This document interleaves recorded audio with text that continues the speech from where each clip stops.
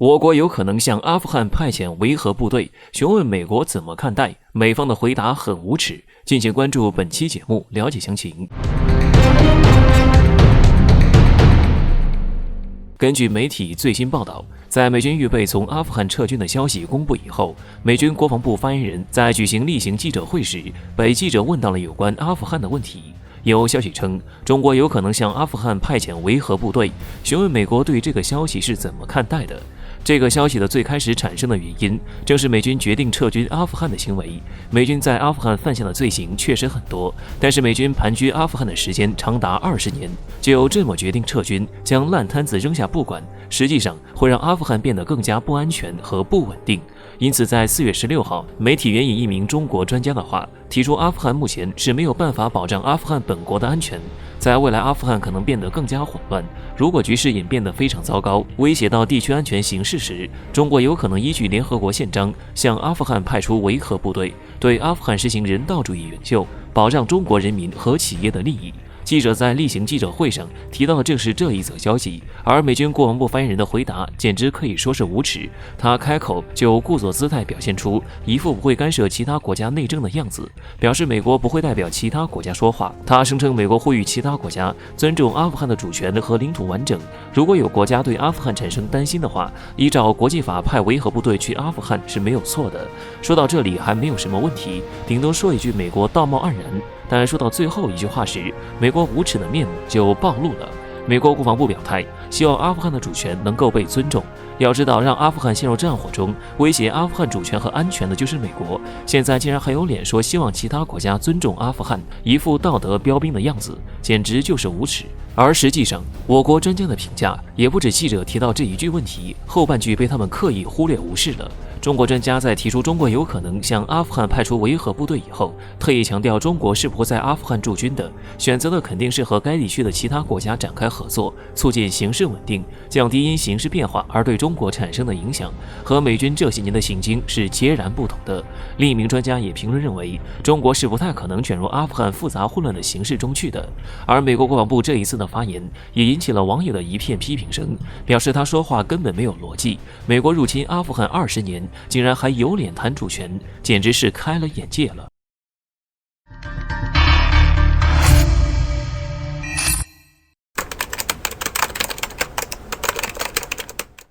在今年海军节当天，除了3型军舰入列，一位43岁海军专家成为院士候选人。他与马伟明院士有着怎样的联系？他又为中国海军做出哪些贡献？在4月23号海军节当天，包括长征18号核动力潜艇、055型驱逐舰大连舰以及075型两栖攻击舰海南舰在内的3艘军舰正式入列海军。一时间吸睛无数，这些先进军舰的入役无疑将给中国海军带来相当大的提升，成为国防的核心力量。当然，我国近些年来先进军舰层出不穷，同样离不开海军科研人员辛勤付出。而在海军节当天，除了3艘先进战舰的入列，也有关于咱们海军科研人员的消息。根据报道，4月23号，中国工程院公布了院士增选有效候选人名单，而来自海军工程大学的教授王东成为院士候选人，引起格外关注。关于王东教授，外界关注点主要有3，其一是1978年出生的他，今年也就43岁。对于院士候选人而言，毫无疑问，王东是非常年轻的。其二，王东虽然年轻，但在我国舰船机电领域绝对是一位大佬级人物。他参与了国家30多项重点项目，为我们海军事业有着突出贡献。其三，王东还是马伟明团队中的得力干将，近20年来一直是马伟明院士的左膀右臂。早在2002年，时年24岁还是研究生的王东被马伟明慧眼识出，选进入其团队中。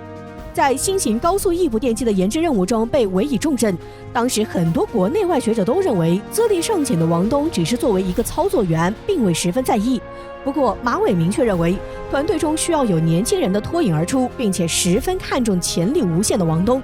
王东也成为该项目的主设计师，属于十分关键的核心人员。事实证明，马伟明的眼光十分独到。王东虽然年轻，但其干劲以及能力却十分突出。经过10年如一日的攻关，王东攻克了项目中先进电力推进和强非线性直流源的2大难题，而这也对马伟明团队研发舰艇综合电力系统有着非常重要的意义。而舰艇综合电力系统的解决，直接促进了我国航母电磁弹射器以及舰载电磁炮等项目的发展，这也是马伟明能够喊出要领先就领先美国的底气所在。可以说，王东在其中发挥了关键作用。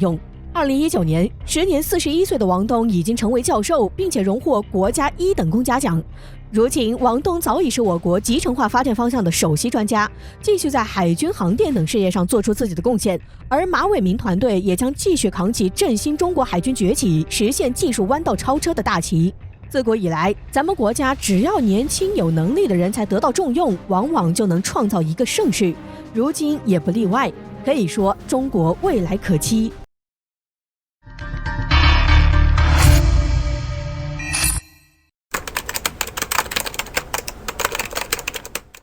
警告乌克兰和西方，这次俄军调兵遣将的大行动可谓一举两得。为何说谈有的谈，打也从来没怂过？敬请关注本节目，了解详情。自俄乌边境对峙发生以来，俄军已经向边境集结了超过8万部队，其中不乏国内的多支精锐部队。除了西部和南部军区的几个主力集团军外，俄军空降兵部队也进驻了克里米亚半岛。据商业卫星的照片显示，克里米亚出现了数个大型营区，足可容纳3个作战旅的部队。据俄罗斯卫星通讯社报道，俄罗斯国防部表示，俄军开始在克里米亚举行的大型跨军种演习，共计有1万多名不同军种的官兵，1200台作战设备和40艘黑海舰队的军舰参加。在首日的演习中，2000多名俄罗斯空降兵和60台空降战车，由40架1276MD 运输机运输，在克里米亚的假想演习区域空投着陆，对假想敌发起了快速攻击。俄罗斯国防部发言人表示，俄空天军一共派出了40架1276MD 运输机参加此次演习，是历年来规模最大的一次。所有的1276运输机群以统一队列飞行，飞机之间的间隔和距离为300乘3000米。空投伞兵时，横向和纵向间隔缩小，伞兵部队及技术设备在有风的复杂条件下，以600米的高度进行空投。为了防止敌军的干扰，俄空天军派出了多架苏27战斗机在着陆区附近巡逻，建立空降隔离区，以掩护运输机的空降行动。俄军空降兵着陆后立即重新集结，并对敌阵地展开猛攻。在2S91M 诺纳自行榴炮弹的火力支援下，俄伞兵使用轻武器、榴弹发射器和 RPOA 大黄蜂单兵便携式火箭筒发动进攻，摧毁并占领了假想敌的设施。即便放眼全球，俄空降兵的突击能力也是首屈一指的。因为俄军空降兵可以空投大量的技术装备，即使不依赖空中力量的掩护，俄军空降兵也可以实现独立的快速进攻。